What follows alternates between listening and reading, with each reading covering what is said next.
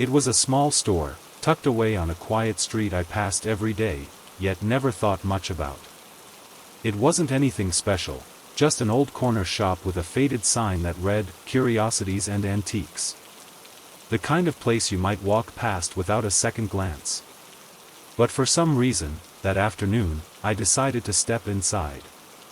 Maybe I was looking for something, or maybe I was just curious about the dusty old windows that seemed to promise hidden treasures inside. I pushed the door open, and a small bell above it jingled softly, announcing my presence.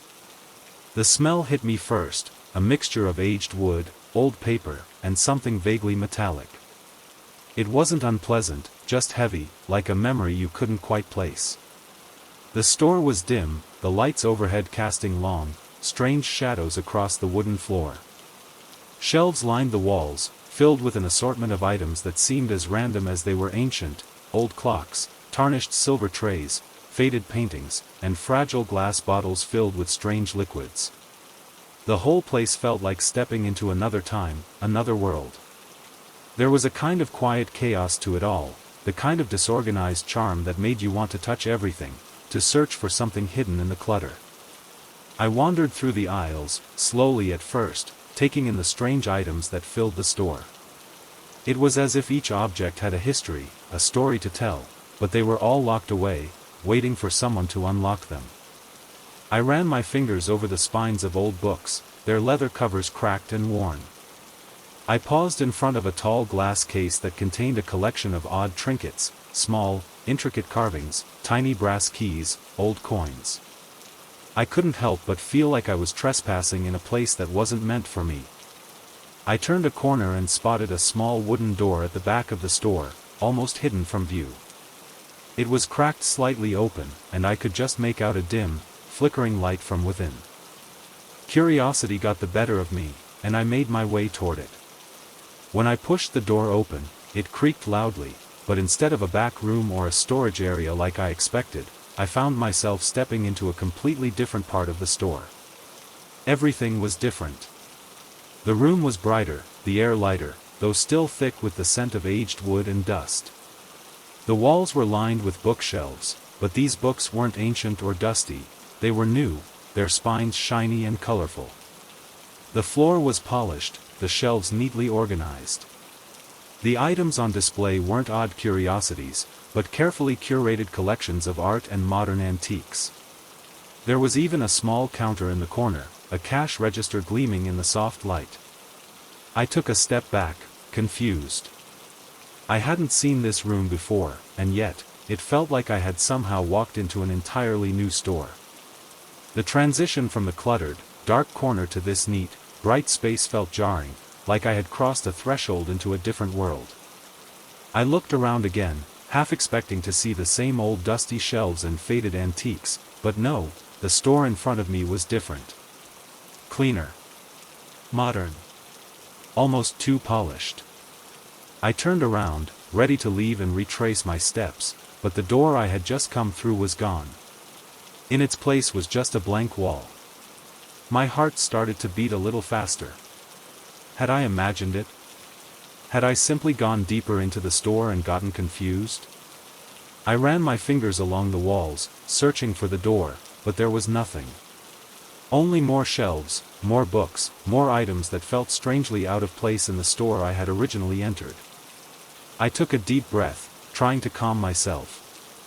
I must have gotten lost in the store somehow. Maybe there was another section, a back room, or some kind of maze that led me here.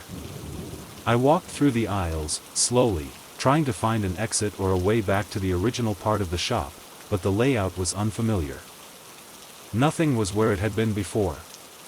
The shelves were arranged differently, the lighting was brighter, the air felt cleaner. Then, I noticed something strange. The people. There were a few customers now, browsing the shelves, but they were unlike anyone I had seen in the store before. They were dressed in modern clothes, business suits, jackets, fashionable outfits. I looked around, feeling like I was in the wrong place, the wrong time.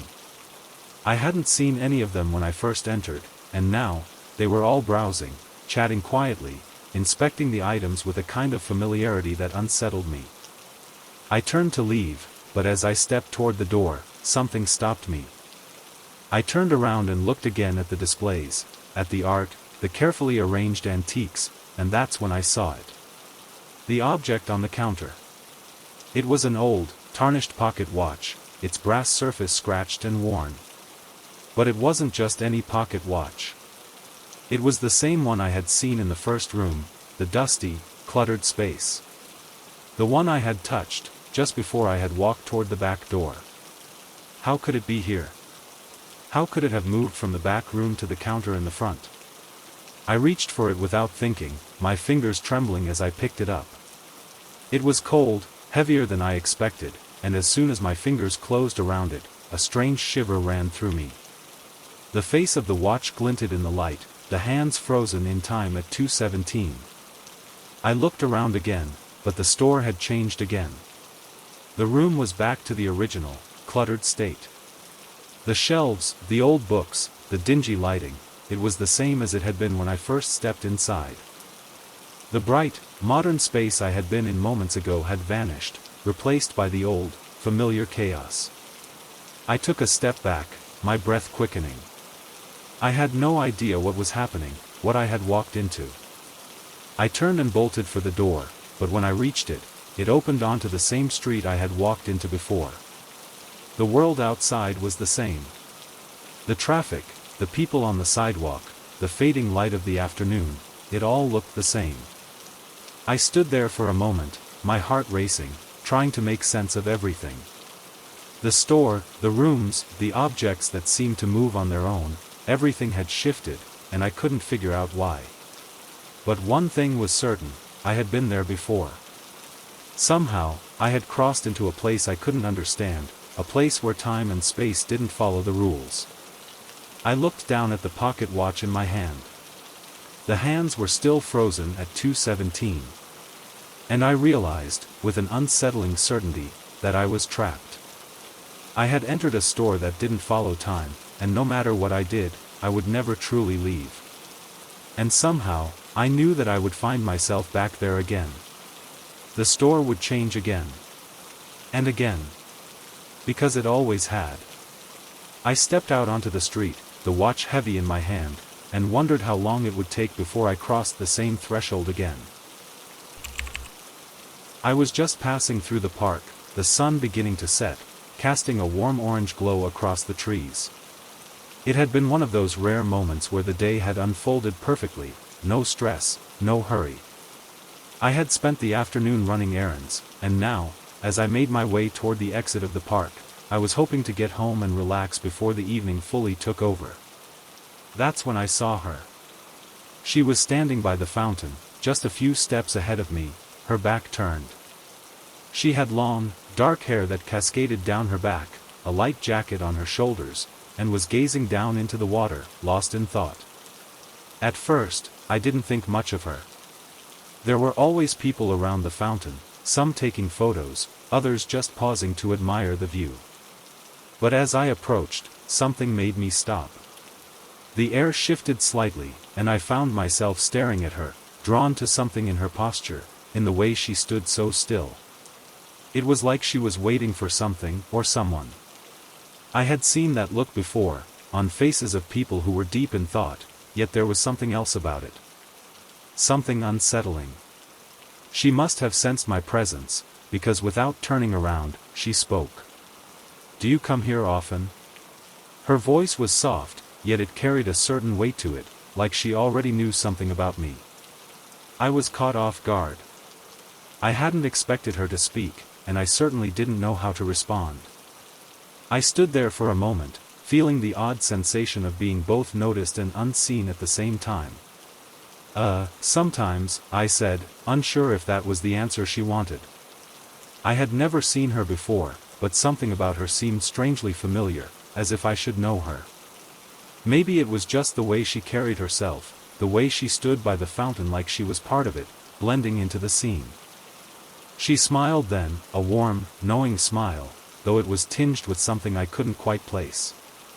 It wasn't the smile of someone you meet for the first time, it was the smile of someone who knew you, or at least, knew you from somewhere. And that's when it happened.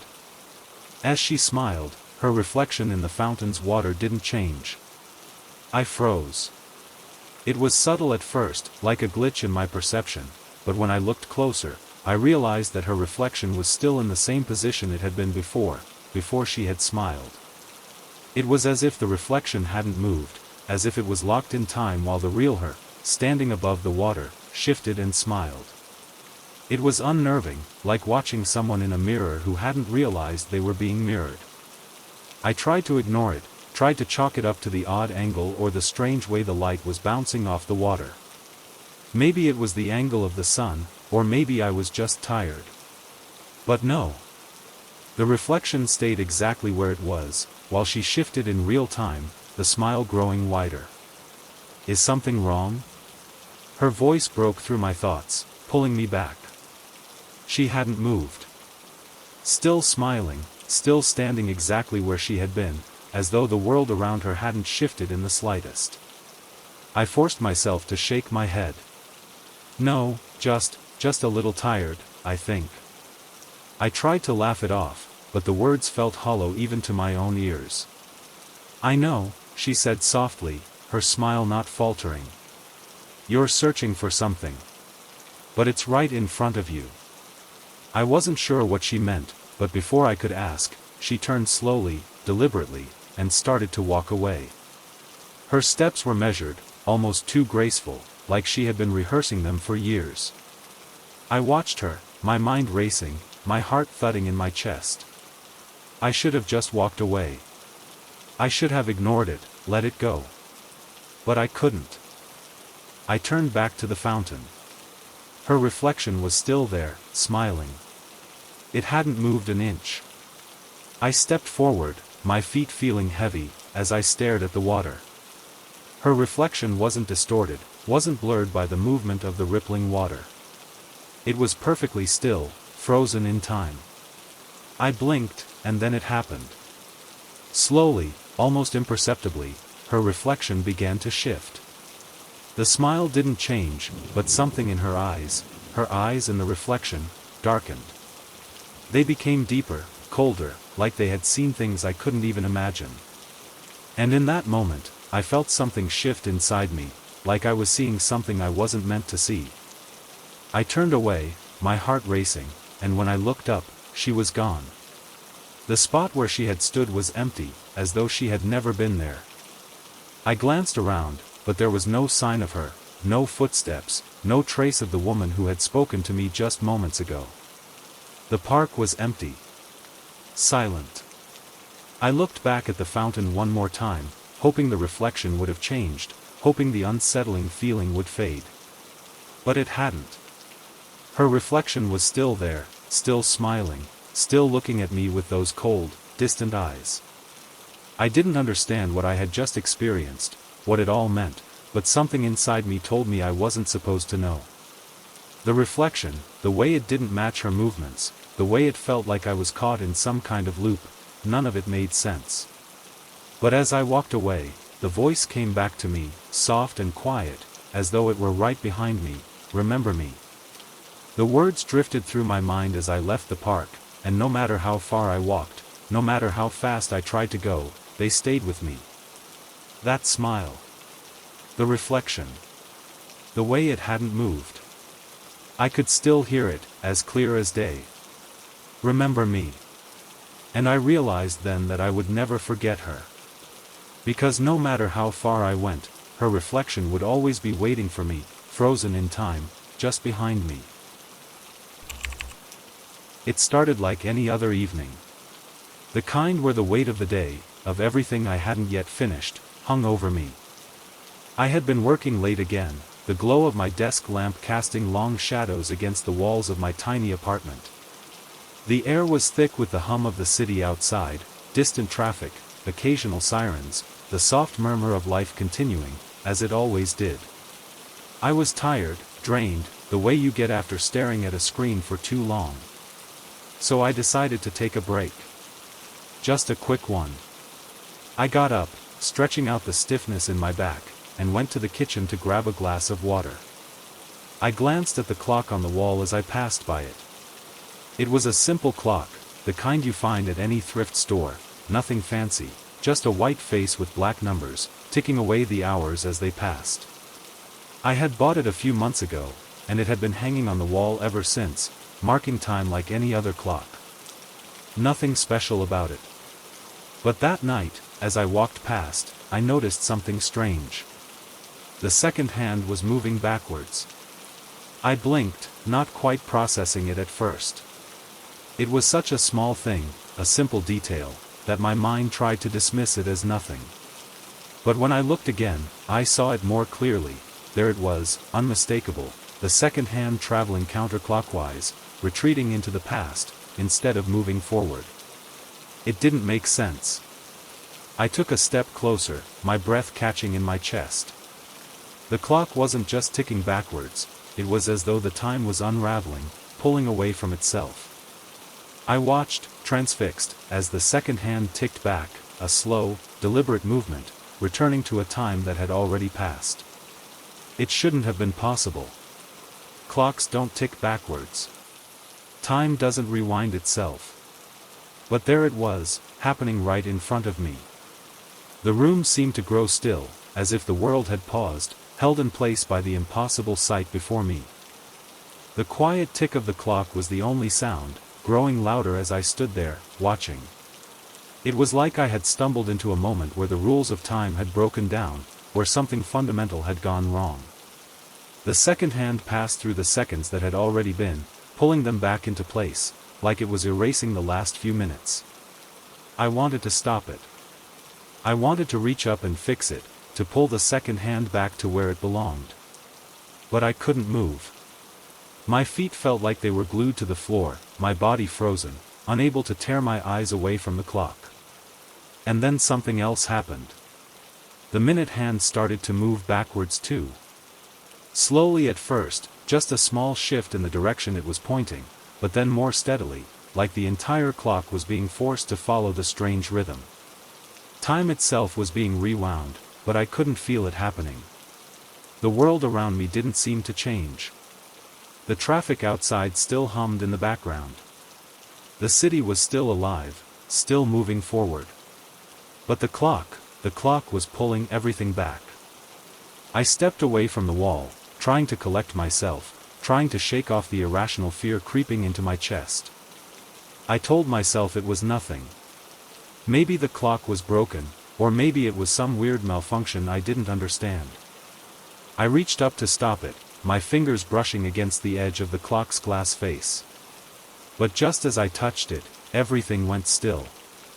The second hand stopped, suspended in mid-air, the minute hand frozen in place. The ticking ceased, the sound evaporating into the thick silence of the room. I held my breath, waiting for something to change, for the clock to move again, but nothing happened. It was like time itself had stalled. I pulled my hand back, feeling the weight of the stillness settle around me. I glanced at the clock, then at the window, but the world outside was just as it had been before, the distant hum of the city, the fading light of the evening. Nothing had changed, not really. But I couldn't shake the feeling that something had been altered. I stood there for a moment, wondering if the clock would start again. Maybe it was just some temporary glitch, something I could explain away. But no matter how much I waited, no matter how much time passed, the clock remained frozen. The silence stretched on, thick and uncomfortable, like it had wrapped itself around the room and refused to let go. I turned away, my heart racing in my chest, trying to make sense of what had just happened. Maybe I was imagining things. Maybe it was just a trick of the light or some weird moment of mental fatigue. I tried to move, to shake off the strange unease that had settled in my stomach, but my legs felt heavy, like they weren't entirely connected to me. And then, just as I reached the door, the clock ticked again. I turned back, but the hands were still. They hadn't moved. But the sound of the ticking was there again, echoing in the room. Slow. Deliberate. The seconds were stretching, just out of reach, like time itself had splintered, moving at its own pace, unbound by the clock. I walked over to it again, my mind spinning with confusion, and I stared at the hands, willing them to make sense. But time stayed still. It didn't move forward, it didn't move backward, it simply was. And in that stillness, I felt something else, something I couldn't quite explain. A sensation that everything around me was out of sync. The world was still moving, people still walked by outside, cars still hummed in the distance, but inside my apartment, inside this strange moment, everything had stopped. I could feel it in the air, the thick pressure of time standing still, a quiet hum of nothingness. I turned away from the clock, walking slowly back to the couch. But even as I sat down, I couldn't shake the feeling that something had changed. Maybe it wasn't just the clock. Maybe it was something deeper. Something I hadn't noticed until it was too late. The clock ticked backwards, and yet, time stayed still. And I realized, with a creeping sense of dread, that it was no longer about the clock at all. It was about what had been stopped, what had been frozen in time, waiting for me to understand. But I didn't know if I ever would. It was a late evening when I arrived back at the apartment, the city around me dimming as the night stretched out ahead. I had been out all day, running errands, meeting with friends, just trying to get through another normal, ordinary day. But as I walked back down the quiet hallway to my door, something felt different, like the air was thicker than usual, or maybe it was just the tiredness settling into my bones. I fumbled in my pocket for my keys, not really paying attention to anything around me, my mind focused on the little things, what I would have for dinner, what I needed to do tomorrow, how I could finally get some rest after a long week. I reached the door, my hand already halfway to the handle when I noticed something strange. The door was ajar. Just a little bit. I paused, staring at it for a moment, trying to process what I was seeing. I was sure I had locked it when I left earlier. I always locked the door. Always. I pushed it open a little further, a wave of unease washing over me as I stepped into the apartment. The lights were off, but the faint smell of something familiar, the scent of my favorite candle, hung in the air. The place looked exactly as I had left it, nothing out of place, no sign of anything amiss. But that feeling, that nagging sense of something being off, it stuck with me. I made my way toward the living room, my shoes making quiet echoes in the stillness, the sound of the door behind me still lingering in my mind. It wasn't the kind of thing you'd normally worry about, right? Doors left slightly ajar, the wind pushing them open, or maybe I hadn't closed it completely when I left. But the sensation that something wasn't right, something had changed, crept up my spine. I stood in the middle of the living room, staring into the empty space. It was just me here. I wasn't expecting anyone. The lights still off, the usual calmness of my apartment. Still. Silent. I took a few more steps, my mind racing, trying to explain it. But before I could think of anything, I heard it. The faint sound of a door latch clicking behind me. I froze. It was the sound of the door closing completely. The same door that had been ajar when I walked in. I turned quickly, my heart pounding, my breath caught in my throat. The door was no longer open. It was shut tight. I took a step back, my hand instinctively reaching for my phone in my pocket. The room was still, too still. It felt like the walls were closing in. My feet felt heavier now, like I was walking through thick fog. I reached for the door handle, my fingers cold against the metal, and turned it.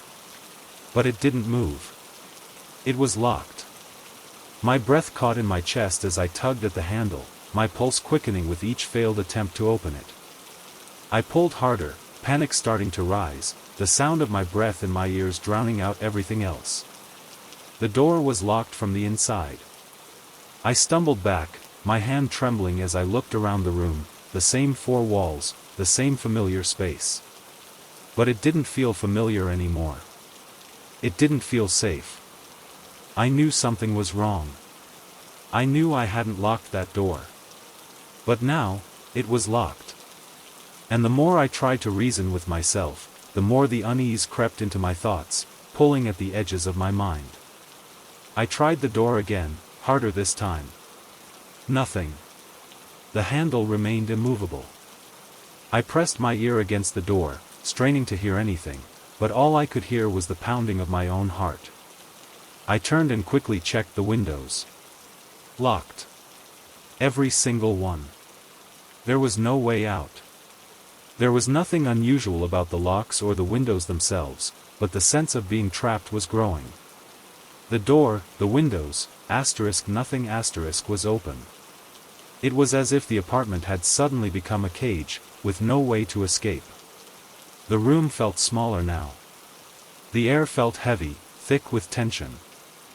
I could feel my hands beginning to sweat as I paced the room, my mind spiraling into confusion. I had to get out. I had to open the door. But no matter how hard I tried, I couldn't explain what was happening. I ran back to the door, pulled at the handle again, my chest tight with panic. And that's when I heard it. A faint click. A sound that came from the other side of the door, like someone was turning the key from the inside. I froze. I held my breath, my body rigid with anticipation. The door handle shifted, slightly, and then the door opened, just enough for the smallest sliver of space. I blinked, my eyes wide. The light from the hallway spilled into the room, but beyond the threshold, there was no one there. I stepped back, unsure whether to stay or flee. I reached out slowly, my hand shaking as I touched the door. And then, from the other side, a whisper. "Don't go."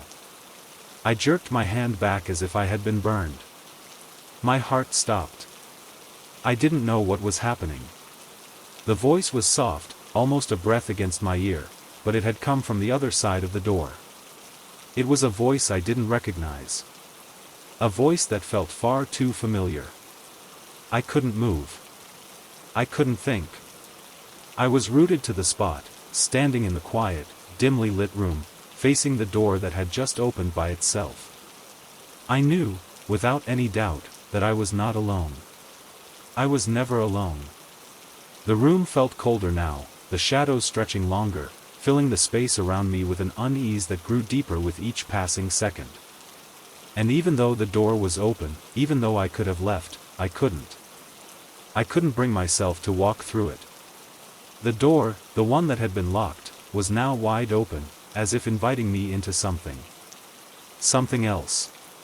Something I wasn't ready to face. The silence in the room thickened, and I realized, in that instant, that I wasn't the one who had locked the door. It had been locked from the inside. By someone else. I had always been the type of person to get lost in my own thoughts, to wander through the world with my mind on autopilot.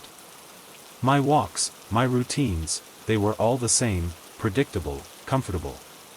The kind of day that passes without much notice, like the soft click of a clock ticking through time. It was one of those days when the sky was overcast, the air cool, just enough to remind me that fall was near, but not quite here. I was walking home from the grocery store, carrying my usual haul, fruit, bread, some things I didn't really need but bought anyway, when I saw her. She was standing by the park, near the old bench that sat beneath the large oak tree. I had passed it 100 times before, never once stopping to notice anything about it. But today I saw her. She was dressed in a long coat, a scarf loosely draped around her neck, her brown hair falling softly over her shoulders. She was smiling, but not in the way people smile when they're just passing by, not in the way I might smile to acknowledge someone. No, her smile was different. It was knowing.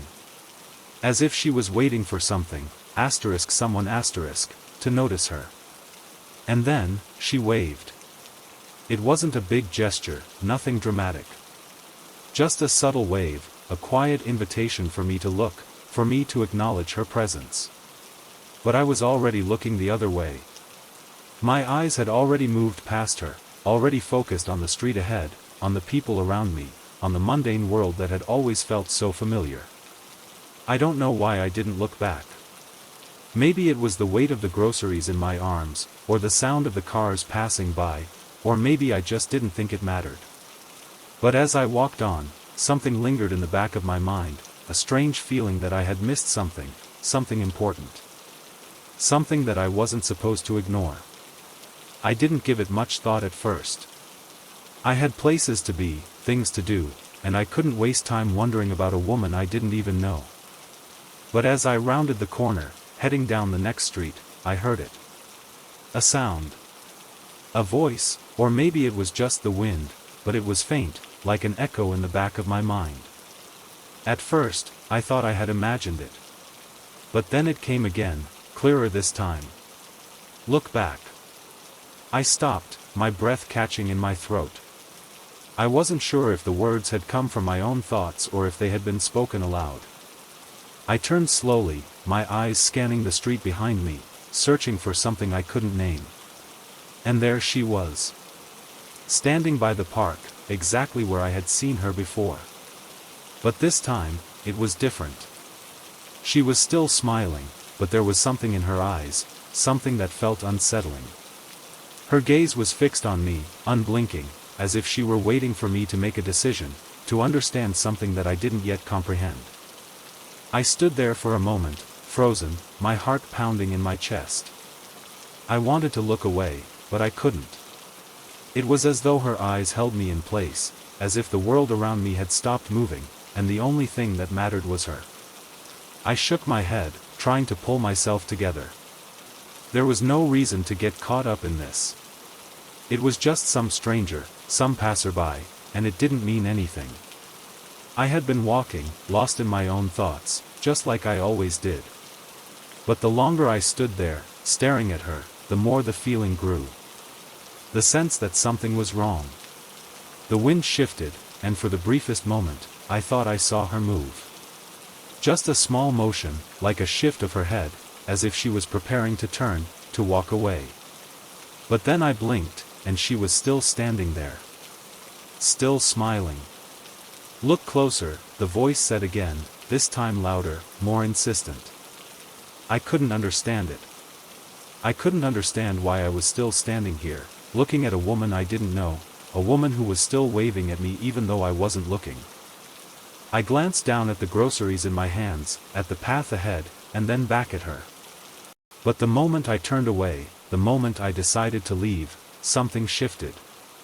The world around me blurred for just a second, like a glitch in reality, and I stumbled backward, catching myself before I lost my balance. When I looked up again, the park was gone. The bench, the oak tree, the path, I couldn't see them anymore. They had vanished, as if they had never been there.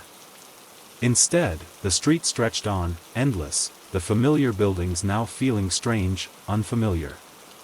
My heart raced as I glanced around, disoriented, trying to make sense of what was happening. How had I gotten here? Why had the world shifted so suddenly, without warning? I turned back to where the woman had been. But she wasn't there. The park, too, was gone. The whole scene had evaporated into thin air. I stood in the middle of the street, the groceries in my hands now feeling absurdly heavy, my chest tight with confusion and fear. And then, I heard it. The same voice, but now closer, almost like it was right behind me. You were supposed to look. I spun around, my breath quick, but there was no one there. No one but the empty street, the empty space where the park had been, and the hollow echo of those words ringing in my ears.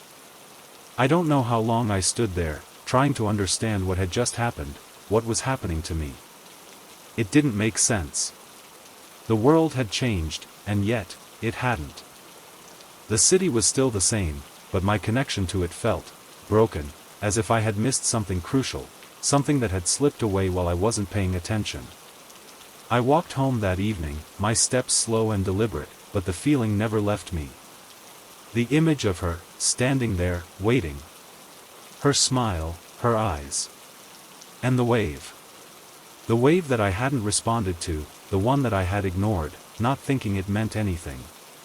But as I walked, I couldn't shake the feeling that something had been waiting for me. That there had been something in that moment that I was supposed to see, supposed to understand.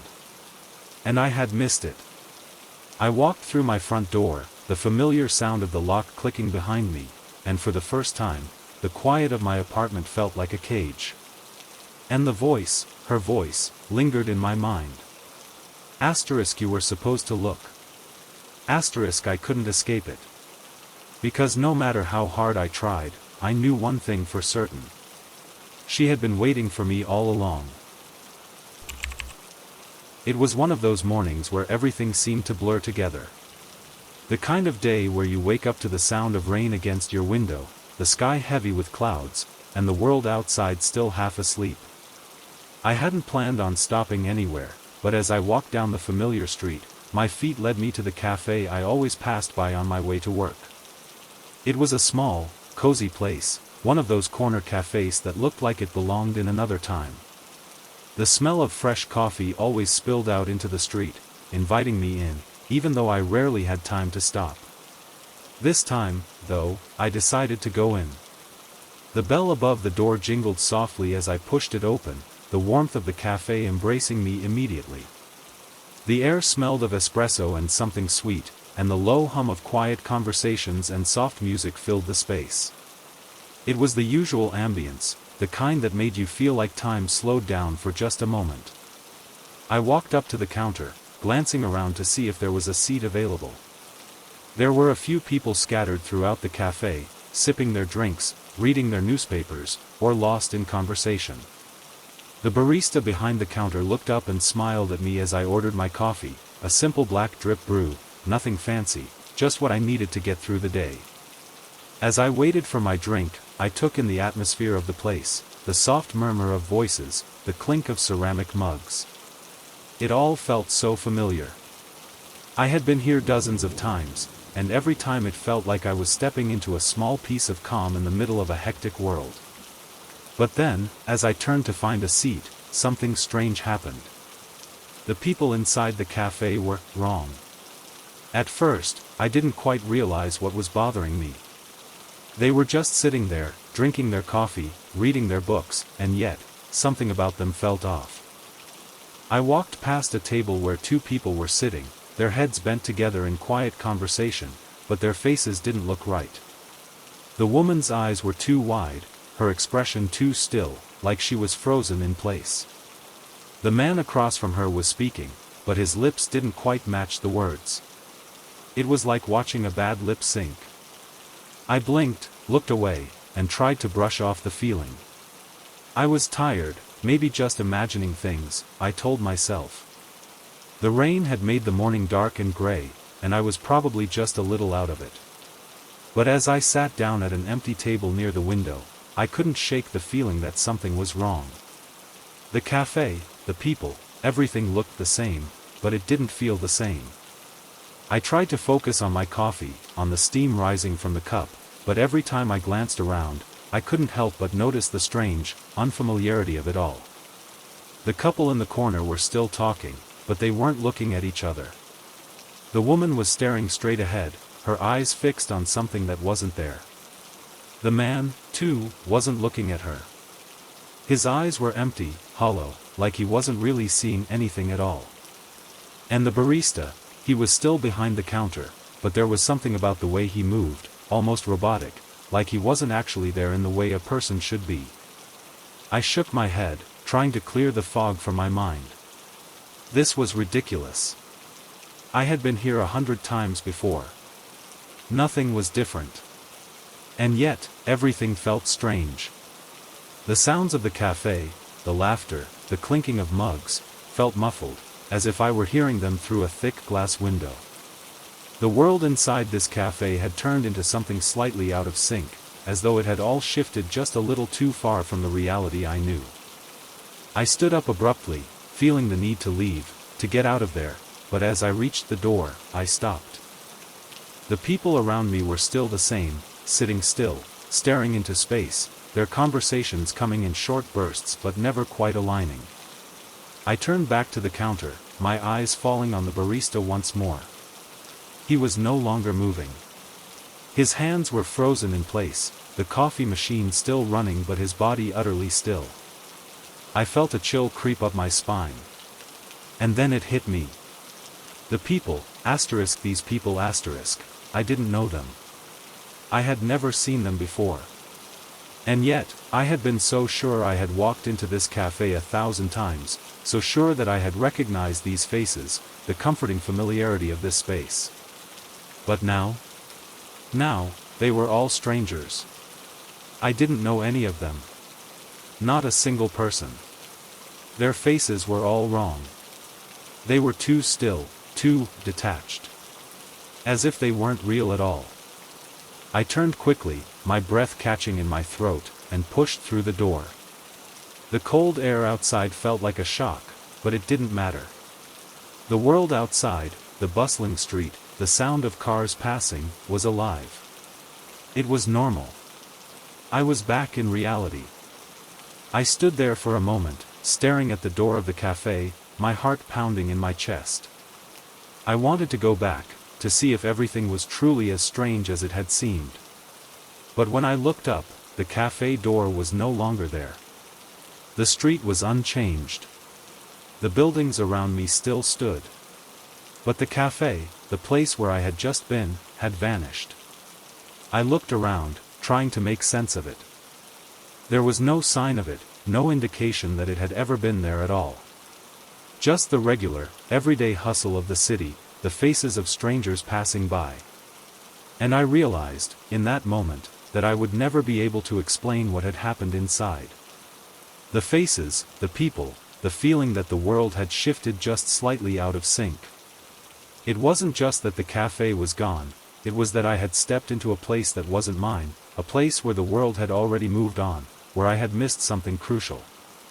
I turned and walked away, my steps slow, the sound of the city pulling me back into the present. But as I walked, I couldn't help but wonder, was I the only one who noticed? And would I ever be able to find that cafe again? The one that had, in an instant, become nothing more than a memory. It was one of those mornings when everything felt off from the start. The kind of day where the fog clings to the world, and the streets are wet with the remnants of a rainstorm that ended hours ago.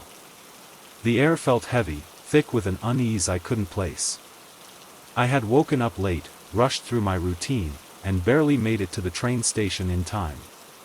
But it didn't matter, I was used to being late. It was part of my daily rhythm, something I had come to accept. I rushed down the platform, the sound of the train approaching vibrating through the ground beneath my feet. The lights overhead flickered in that way they always do just before the train arrives, and I could see the passengers through the windows, faces lost in their own worlds, all of us heading somewhere, all of us connected by the same fleeting moment. The train pulled up, and I hurried toward the doors. They opened with a soft hiss, and I stepped inside, my eyes scanning for an empty seat. It was crowded, as usual, but I managed to find a spot by the window, tucked into the corner. I dropped my bag at my feet, and leaned back, letting out a sigh of relief as the doors slid shut behind me. I closed my eyes for a moment, listening to the steady rumble of the train as it began to move, the sound of the tracks beneath us blending into the hum of the engine. The train always felt like a brief sanctuary, a space where I could retreat, a break from the chaos of the outside world. I had done this hundreds of times before, and I thought nothing of it. But today, something was wrong. I felt it before I saw it. The air seemed thicker than usual, the space inside the train suddenly feeling smaller, more crowded, as if the walls were closing in. I opened my eyes, trying to shake off the strange feeling that had settled in my chest, but as I looked around, I noticed something that immediately made the hairs on the back of my neck stand up. There was no one else on the train. At least, not anyone I recognized. I glanced around at the empty seats. The passengers, the people I had seen waiting at the station, they were all gone. The only other person in sight was an older man sitting a few rows ahead of me, his face obscured by a newspaper. He hadn't noticed me, or perhaps he had, but he was still, not moving, just sitting there, his presence adding to the stillness of the moment. I couldn't explain it, but I felt a sudden pang of discomfort. I turned to look back at the doors, the ones that had just closed behind me. There was no sign of the station, no indication that we had even left. The train was still moving, the tracks outside blurring past, but it didn't feel real. It was as if we were floating in space, suspended in time. I stood up, my legs shaky beneath me, and made my way to the door. I reached for the handle, intending to open it, but it was locked. The doors were sealed shut. I pressed my face against the glass, trying to see outside, but there was nothing. Just darkness. The faint glow of the station's lights had disappeared, and now, we were surrounded by an endless void. The train was no longer moving along a familiar track. We were drifting, but to where? I pulled away from the door, my heart beginning to race. What was happening? Why was I the only one left on the train? The unease that had been building inside me now felt like a wave, crashing over me, and I felt a rising panic that I couldn't shake. The old man was still sitting ahead, his newspaper rustling softly, but he hadn't moved. He hadn't acknowledged me. He was just there. I turned back to my seat, trying to calm myself, but the sense of wrongness continued to grow. The train had stopped moving, but it didn't feel like we had reached any station. We weren't at the end of the line, we weren't anywhere at all. The stillness in the air was suffocating, and it was getting harder to breathe. Then I heard it. A soft click. The sound of the train doors, asterisk the same doors that had just closed behind me asterisk, sliding open again.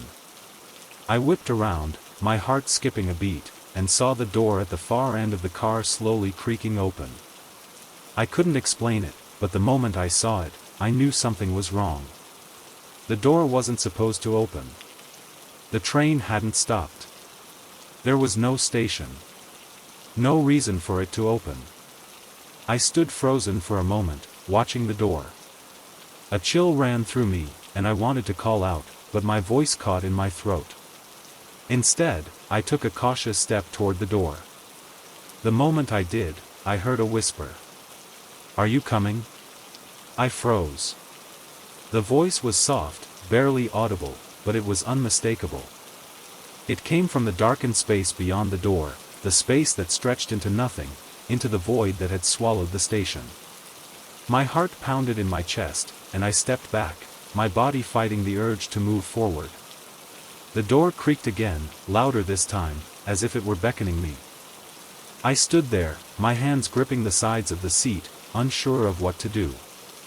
Every part of me screamed to get off the train, to turn around and leave, but my legs wouldn't move. I was stuck, rooted to the spot, caught between the urge to escape and the need to understand what was happening. The whisper came again, this time closer, as if someone was standing right behind me. "Come with me." I turned around quickly, my breath shallow, but there was no one there. Just the old man, still sitting in his seat, the rustling of his newspaper the only sound. I stumbled backward, my mind racing. This couldn't be happening. This couldn't be real.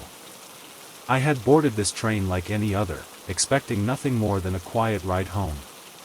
But now, everything was wrong.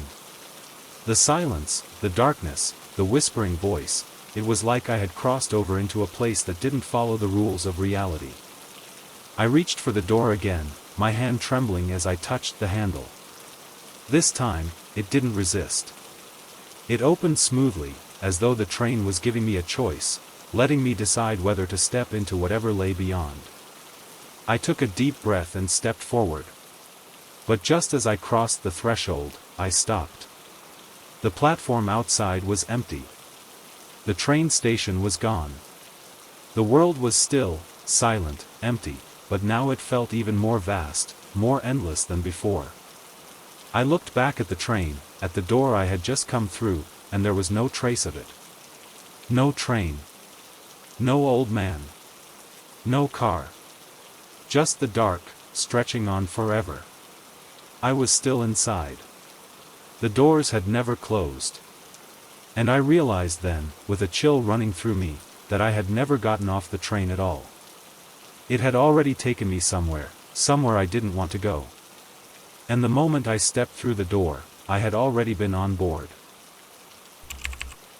It wasn't an extraordinary day. In fact, it was one of those days where everything seemed to blur together, a typical Tuesday, with nothing special to mark it. I had spent most of the morning running errands, and by the time I finally took a break, I found myself walking through the busy streets of downtown, my mind still spinning with the usual thoughts. The city was alive, bustling with the usual activity, people hurrying to work, the distant sound of traffic, the murmur of conversations. It was a typical scene, one I'd seen countless times before. But something happened that afternoon that I can't quite explain. I stopped at a small cafe, a place I'd passed by many times but never actually entered. Something about the smell of fresh coffee and pastries wafting out the door caught my attention, and before I knew it, I was stepping inside. The bell above the door jingled as I entered, the warmth of the cafe wrapping around me like a familiar embrace. The barista greeted me with a smile, and I ordered a simple black coffee, nothing fancy, just what I needed to get through the day. I took my coffee to a small table by the window, the quiet hum of the cafe offering a small reprieve from the busy streets outside. I sat down and began to sip my drink, letting my mind wander, my thoughts drifting aimlessly. I reached into my pocket, absent-mindedly, to pull out my phone, when something caught my attention. A ticket. I pulled it out, confused. It wasn't anything I had planned on buying, not something I remembered purchasing. It was a small, folded piece of paper, with a faded logo at the top and a line of text beneath it. The words were blurry at first, and I had to adjust the paper to get a clearer view. It was a ticket for a train ride. The destination was printed on it, somewhere I had never been, a place I couldn't even recall hearing of. But what really struck me was the date. It was from earlier that morning, asterisk before asterisk I had even left the house. I stared at it, my mind racing. I had no memory of buying this ticket. No memory of stepping into a kiosk or handing over any money. Yet, here it was, perfectly folded in my pocket, as if it had been there all along.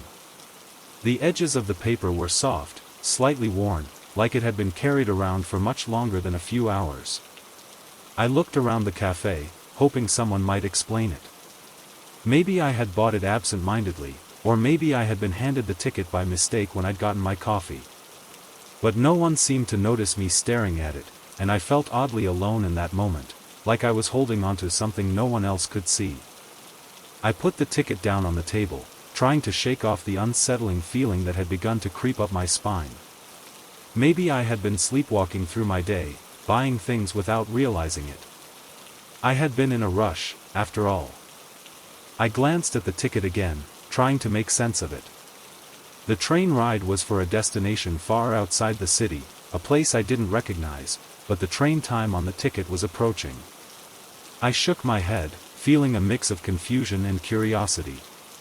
What was this about? Why had I bought this ticket without remembering it? I didn't even know if I wanted to go to this place, but something inside me told me I had to.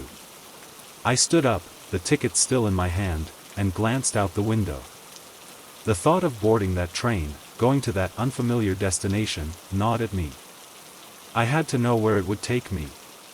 So, without thinking any further, I left the cafe, walked out into the street, and made my way to the nearest station. The rain had started to pick up, but I barely noticed as I hurried through the crowd, my mind set on one thing, the train. When I arrived at the station, I found a ticket booth near the entrance. The line was short, and the clerk behind the counter greeted me with a blank smile. I handed her the ticket I had found in my pocket, asking her if it was valid for the next train. She glanced at it, then back at me, her eyes narrowing slightly. "This isn't for the next train," she said, her voice calm but with an edge of something I couldn't place. "This is for a train leaving in 2 days." I blinked, confused. "But the time says," she cut me off, shaking her head. "I'm sorry, but this ticket is for a different date. You'll need to come back in 2 days for the departure." I stood there for a moment, trying to process what she was saying. The ticket had the wrong date? But I was sure I had bought it this morning. I was sure it said today's date. I left the booth, walking away in a daze. Everything felt off, like I had missed something. The ticket was real, but it didn't make sense. The time didn't match, the date didn't match. I glanced down at the ticket again. The faded logo at the top caught my eye. I had seen it before. It was a company I didn't recognize, but the more I stared at it, the more it seemed familiar. And that's when it hit me. It wasn't just the logo that seemed familiar. It was the destination. The place printed on the ticket. The place I had no memory of booking. I had been there before. I had passed through that town, once, long ago, during a trip I barely remembered. A trip I hadn't thought of in years. But now, seeing the ticket in my hand, seeing that name printed clearly on the paper, I realized something. I had been there in a dream. A dream I had years ago, a dream that felt too real to be a dream. A place I couldn't quite remember, but now, here it was, staring back at me on the ticket. I stood frozen in place, the ticket now trembling in my hands, my mind racing to make sense of the impossible. How had I bought this ticket? Why did it feel like I was being led somewhere I had been before, somewhere I didn't understand? I looked up at the train schedule on the wall, the words blurring in front of me. The train was still on time, the platform waiting, but I wasn't sure if I was ready to board it. But I couldn't shake the feeling that I had already been there. That the ticket wasn't just something I had found, it was something I had been waiting for.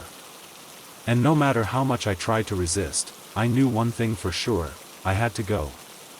Even if I didn't remember how I got the ticket, I knew I had to take the train. It was the only way forward. I glanced at the clock above the platform, and in that instant, I realized that the train wasn't waiting for me. It was waiting for the me that I had forgotten. I don't usually stop in the park on my way home. I walk this path every day, through the same streets, passing by the same trees, the same bench by the fountain where a few people sometimes sit and read or chat. It's a quiet place, a small reprieve from the noise of the city, but I never take the time to sit. I'm always on my way somewhere else. But today, something felt different. It was the kind of day that felt both too warm and too cool, the sky a dull shade of gray that made everything seem a little hazy. I had just finished a long day at work, and my mind was scattered, filled with everything I hadn't gotten done. I had a million thoughts in my head, what I needed to do, what I'd forgotten, what I was avoiding, but as I walked past the park, I couldn't shake the feeling that I needed to stop. Just for a moment. The bench was empty when I sat down. I placed my bag beside me and closed my eyes for a second, letting the quiet of the park fill me. The world outside seemed to blur for just a moment, and I let myself breathe in the stillness, the slow rhythm of the day fading around me. But then I heard a voice. "Wait here," it said. I opened my eyes, blinking in surprise. The voice wasn't loud or demanding, it was calm, soft, almost like a whisper in the air. I looked around, expecting to see someone standing nearby, but there was no one in sight. I turned back to the park, to the empty bench, the quiet fountain, and the distant trees. I wasn't sure who had spoken, but the words lingered in the air, as though they were still hanging there, just out of reach. I shook my head, trying to push the unease away. Maybe it was just the exhaustion playing tricks on me. The voice had to be my imagination. I wasn't used to hearing things like that, not in a place as peaceful as this. But then, a soft rustle of footsteps broke the silence, and I turned my head to see a woman standing a few feet away. She was standing at the edge of the path, her hands folded in front of her, staring at me with a calm, steady gaze. She was older than me, with dark hair that fell loosely around her shoulders and a kind of serenity about her that immediately made me feel at ease. Yet there was something unsettling in her stillness, something almost too calm. "Wait here," she said again, her voice the same as the one I had heard before. I didn't know why, but I felt an odd pull to listen. It was as if her words had somehow aligned with something deep inside me, something I couldn't name. I nodded without thinking, and she smiled softly. But as soon as I agreed, something shifted. I felt it. Like the world around me had subtly changed, like I was no longer part of the same moment I had been in a second ago. It was disorienting. She walked away, her footsteps soft and steady, her figure disappearing behind a cluster of trees. I sat there for a while, waiting, though I wasn't sure for what. Time seemed to stretch out, like the minutes were losing their meaning, fading into something slower, something more deliberate. The park felt empty now, despite the trees and the distant hum of the city. I don't know how long I sat there. Long enough that the gray sky had darkened, long enough that the chill of the evening air began to creep in. I glanced around, wondering when she would return. My mind was still clouded with that strange feeling, the one that made me question everything. And then, I heard the voice again. "Why didn't you wait?" I turned, but no one was there. The park was still, the benches empty. The streetlights flickered on as the darkness deepened, casting long shadows across the grass. I stood up, my heart racing, and walked down the path toward the fountain where I had first seen the woman. But as I approached, I stopped.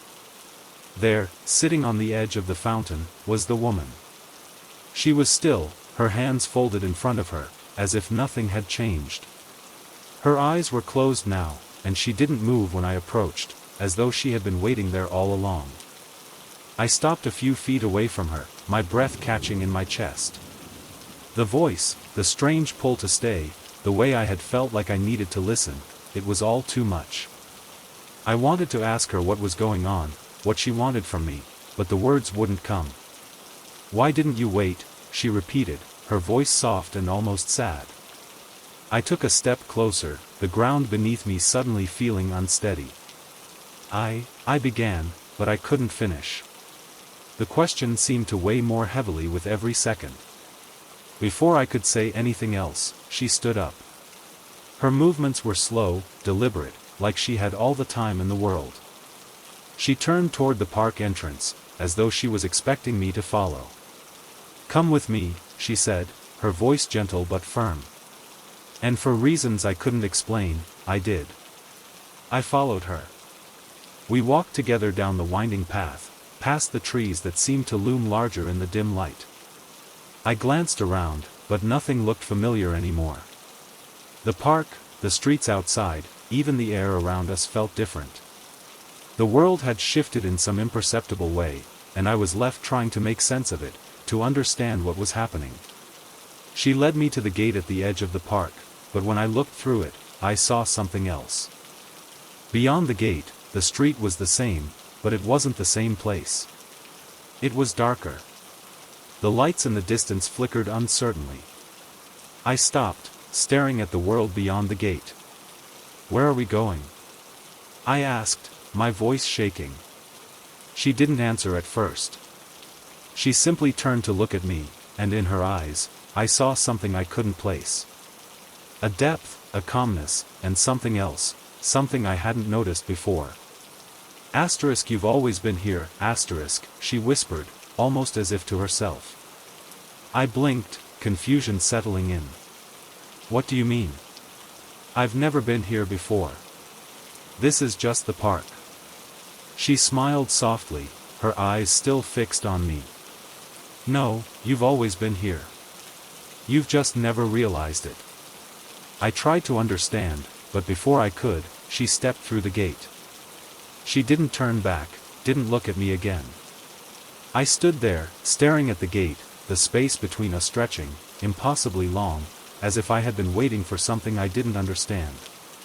Something had shifted, but I didn't know what. And then, without even thinking about it, I followed her. I stepped through the gate, and suddenly, I wasn't sure where I was anymore. I had always been here. But I hadn't. I had just finished my work for the day, the weight of exhaustion pressing down on my shoulders as I walked into the apartment. The city outside was quiet for once, the hum of traffic fading to the background, the usual chatter replaced by the soft sounds of the night. I'd been living in this apartment for a few months now, and while it wasn't home yet, it was close enough to make me feel at ease. The hallway light flickered as I stepped inside, but that was nothing new. The light in the hallway had always been a little unreliable, a shortcoming of the building's old wiring. It would flicker occasionally, dim for a second before returning to normal. Nothing to worry about. I tossed my keys onto the table near the door, my fingers brushing the rough surface of the wood, and walked into the living room, hoping to unwind with a book. The apartment was small, with a few pieces of mismatched furniture, and the glow of the table lamp cast long shadows across the walls. The hum of the refrigerator, the rustling of my own movements, it all felt like a quiet, familiar evening. But then it happened again. The light flickered. I glanced at the ceiling, and this time, it wasn't the usual flicker I was accustomed to. The room dimmed for just a second longer, the shadows stretching farther across the walls. And then I saw it. A shadow moved across the wall. I froze, my hand still holding the book I had been planning to read. The shadow was distinct, sharper than the usual play of light and dark. It had a form to it, something that shouldn't have been there. It wasn't just the normal sway of light, the usual stretching of shadows as I moved through the room. No, this was something else. It was like the shadow had a mind of its own, a separate presence, slipping across the wall as if it was trying to avoid being seen. I couldn't tear my eyes away from it. I held my breath, waiting for it to move again, trying to convince myself that it was just my imagination, the light playing tricks on me. But the shadow didn't retreat, didn't fade into the other darkness. It lingered, shifting across the wall as if it was moving closer to me. I took a step backward, my pulse quickening. I couldn't see what cast the shadow, it wasn't my reflection, and there was no object or movement that could explain it. The room was empty, save for me and the furniture. I reached for my phone, my fingers trembling slightly as I unlocked the screen. I couldn't explain what was happening, but I needed to see something, anything, that would ground me in reality. But as I lifted the phone to my ear, the light flickered again, more violently this time, and the shadow shifted, no longer just a flicker across the wall, it began to take form, stretching longer, moving in a direction I hadn't anticipated. And then, it stopped. The shadow was gone, but the air in the room felt thick, heavy, as if the very space around me had changed. I glanced around, my heart pounding, half expecting to see something or someone standing just behind me. But the room remained still, just as it had been before. I exhaled slowly, trying to shake off the unease that had gripped me. It had to be a trick of the light, a result of my tired mind, playing with me after a long day.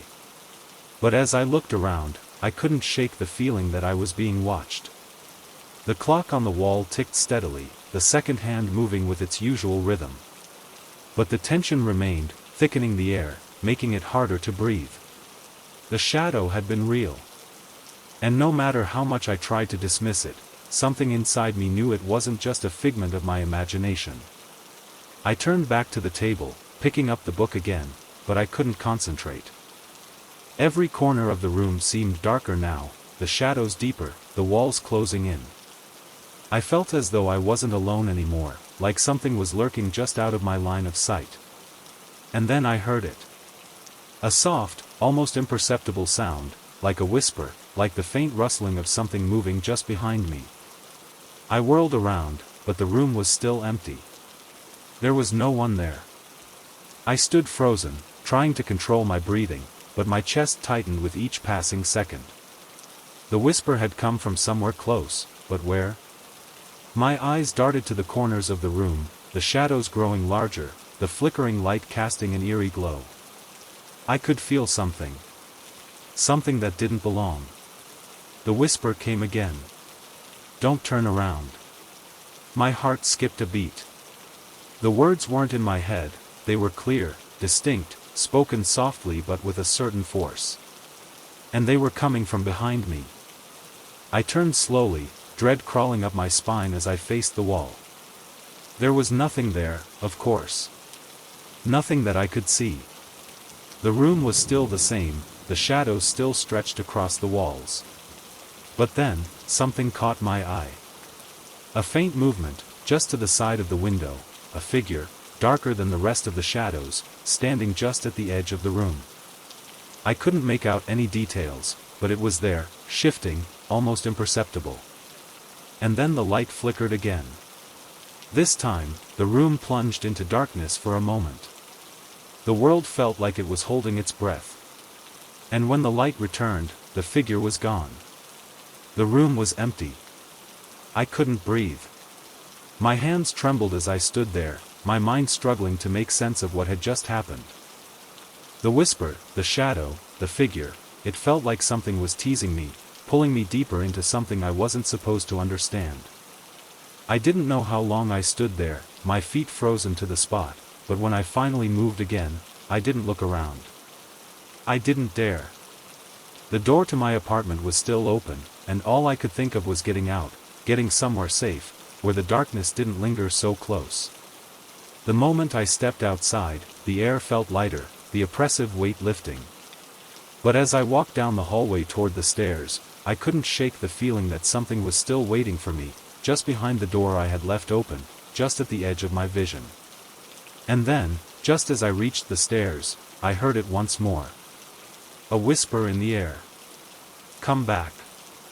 I turned quickly, but no one was there. The light flickered one last time. And I knew, in that moment, that whatever had been in the apartment with me, it wasn't finished. And it wasn't going to let me forget. I don't know what drew me into the alley. I had been walking down the main street, the usual distractions buzzing around me, cars, pedestrians, the distant hum of life. I had passed this alley dozens of times before, but today, for some reason, I felt a strange pull. Maybe it was the way the shadows were cast, long and inviting, or maybe it was just the feeling that I was meant to take a different path. Whatever it was, I found my feet moving in that direction before I could even think about it. The alley itself was narrow, tucked between two tall buildings that had long since seen better days. Their brick facades were cracked, the windows dark and uninviting. A few stray vines clung to the walls, and the air smelled faintly of something damp, musty, like the alley hadn't seen the light of day in ages.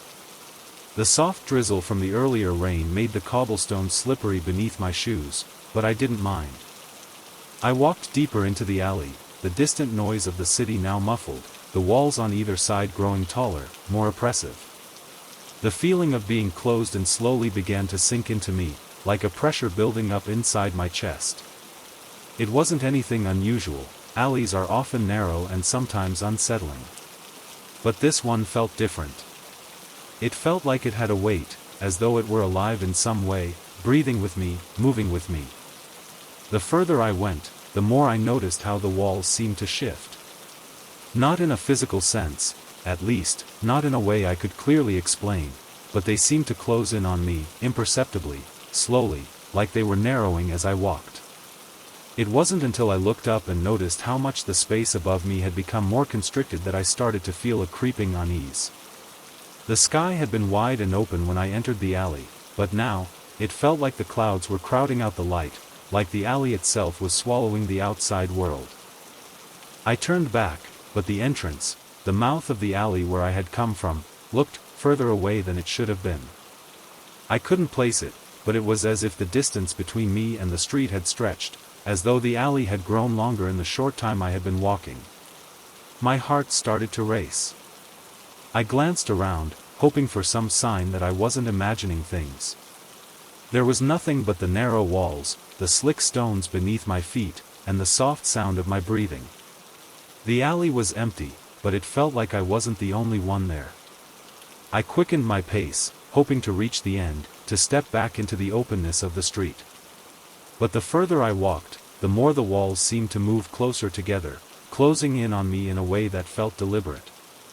It was subtle at first, just a feeling, like the alley was leaning in, but the sensation grew stronger with every step. It was as if the very space was shrinking around me. I turned again, trying to retrace my steps, but the path behind me looked different now. The alley, which had felt familiar just moments ago, now felt alien.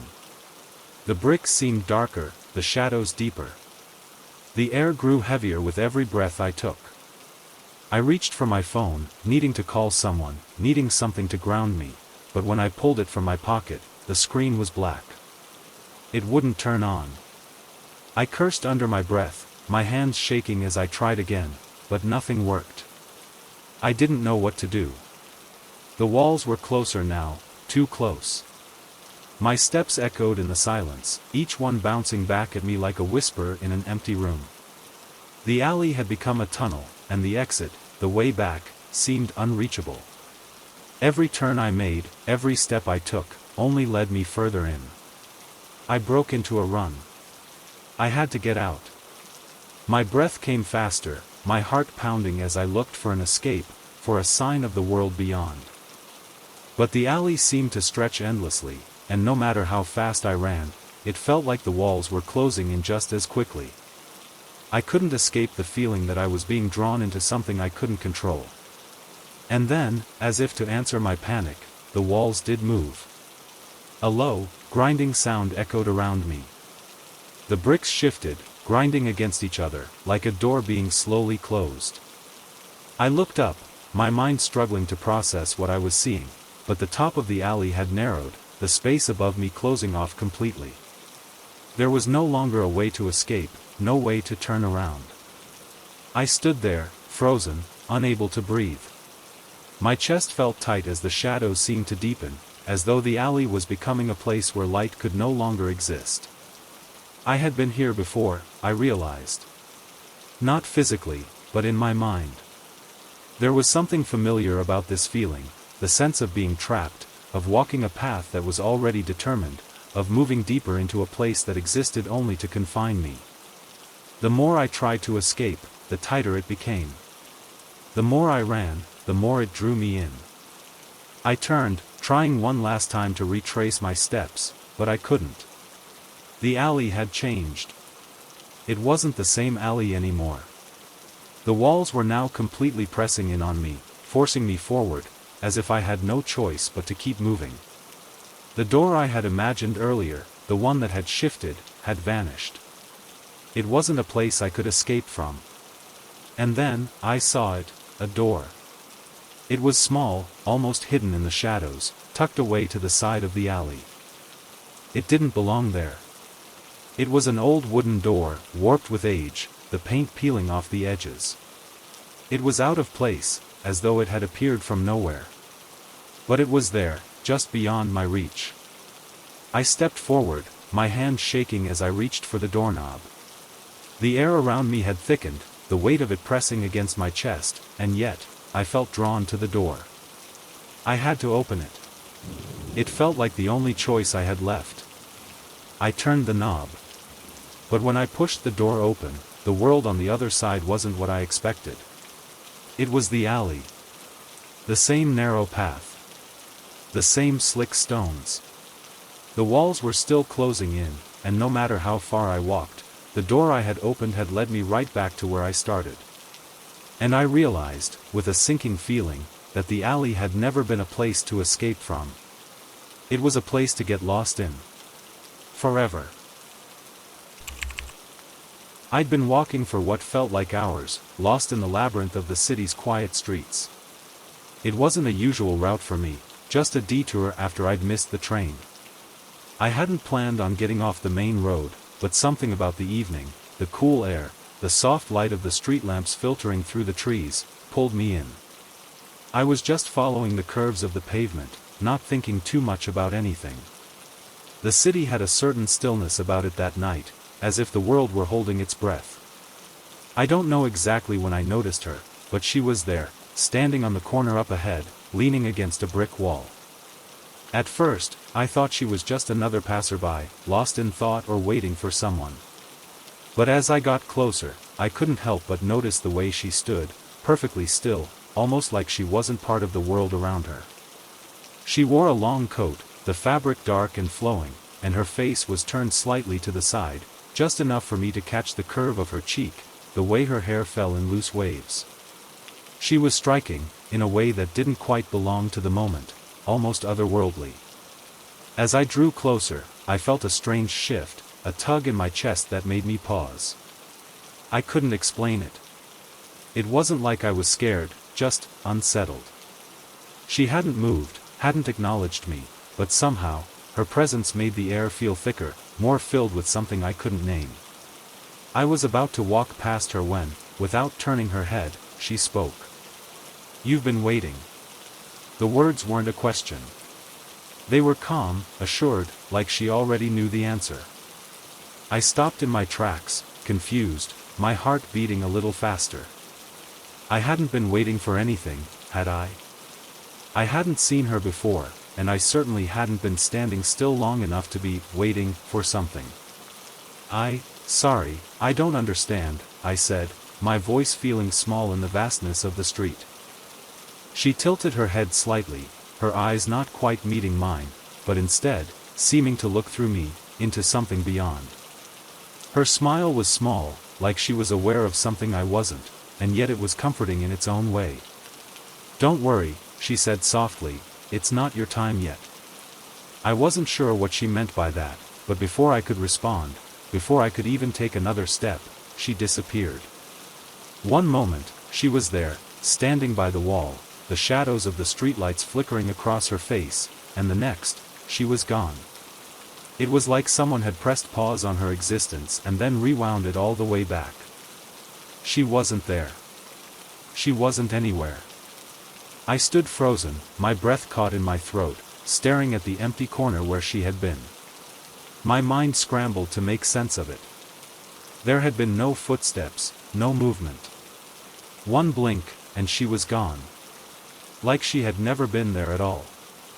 But then, just as I turned to walk away, as I tried to convince myself that it had all been some strange trick of my imagination, I heard it. A voice. Her voice. It was faint at first, like an echo of an echo, distant but somehow clear, ringing in the space around me, though I could see no one. Asterisk, "You'll hear it soon." Asterisk, the words drifted through the air, like they were floating in the breeze. I whipped around, trying to locate her, but there was nothing, just the quiet street, the flickering lamplights, and the shadows stretching long across the pavement. But the voice, her voice, lingered. It wasn't coming from any direction, and yet it felt like it was everywhere. I walked faster, my footsteps growing louder in the empty street, but I couldn't escape the feeling that she was still there, somewhere, watching, waiting. The voice came again, soft but distinct, like she was speaking just behind me, even though I couldn't see her. "Don't turn back. You're almost there." I froze. The words felt like a warning, like a clue, but they didn't make sense. My chest tightened, and I looked around, half expecting to see her reappear in front of me, but nothing. The street was as quiet as before, and the buildings around me remained still, their dark windows like vacant eyes. I should have kept walking, I knew that. I should have gone home, ignored the whole strange encounter. But something inside me, something deeper, kept me rooted to the spot. It wasn't fear, exactly, but a kind of compulsion, like the voice had planted a seed inside my mind, and I couldn't stop myself from listening to it. I glanced back at the corner where she had been. There was nothing. Just the cold, empty street. But then, in the periphery of my vision, I thought I saw movement, just the faintest flicker of something, like her coat swaying in the breeze. I blinked and turned my head quickly, but when I looked, there was only the same empty wall. My heart raced. The voice was growing louder now, more urgent. Asterisk, "You should have stayed." Asterisk, I was sure of it then. I hadn't imagined it. She was speaking to me. I hadn't seen her, but I could feel her presence, like she was right beside me, her words floating in the air, just out of reach. I started walking again, my feet moving faster now, almost in a hurry, like I had to get somewhere. The streets ahead of me were empty, and yet I couldn't shake the feeling that I was being pulled along by something unseen. Her voice had become a constant, an undercurrent that thrummed beneath the surface of everything, her words weaving into the world around me. "You're already there," she whispered again, but this time, the voice wasn't distant. It was close, so close that I felt it inside my chest, like it had slipped under my skin and settled in my heart. I stopped dead in my tracks, staring ahead at the empty street, trying to process the words, trying to make sense of what had just happened. She had disappeared. Her presence had slipped away. But her voice was still with me, tugging at my thoughts, tugging at my soul. Asterisk, you've been waiting for this. All along. Asterisk, I looked around, my breath shallow, my mind reeling, but the street was just as it had always been, empty, quiet, ordinary. And yet, somehow, I knew. I knew I wasn't walking alone. The moment she had spoken to me, everything had shifted. The world had changed, but not in a way I could explain. I was still in the same city, on the same street, but the voice, her voice, had marked me. It had found me. And somehow, I couldn't help but feel like I had been waiting for it. Waiting for her. The question was, asterisk, what would I do now that I had heard her? Asterisk, I stood there, motionless, waiting for the answer. But there was no one else around. Just the whisper of her voice, still echoing in the distance. Don't turn back. Asterisk, you're almost there.